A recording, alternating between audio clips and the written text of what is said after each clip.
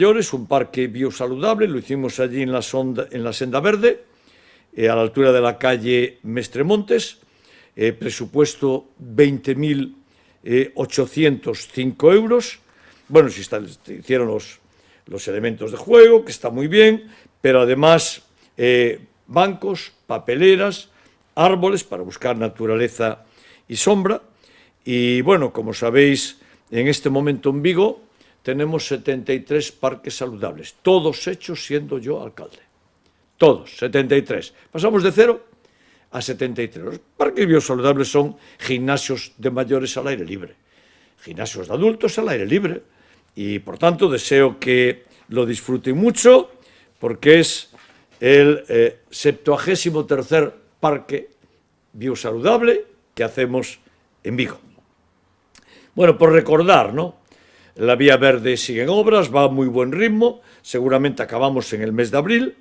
El presupuesto de esta parte de la obra fue de casi 3 millones de euros, como habíamos hecho otra parte antes, el conjunto de la obra se va a 3.400.000 euros, son más de 3,5 kilómetros de paseo, tiene 5 metros, 3 metros para carril bici, 2 metros para sendas peatonales, se acondiciona la plataforma ferroviaria y se dejan los vestigios para recordar que por allí hace no mucho tiempo entrábamos en el tren en la ciudad, y después vamos haciendo la plataforma ferroviaria, decía, drenajes, protecciones, áreas de descanso, miradores, mobiliarios, zonas de esplanada, va a seguir habiendo juegos infantiles, parque biosaludable que ya hacemos en este momento, aparcabicis, fuentes, y después hacemos mucho énfasis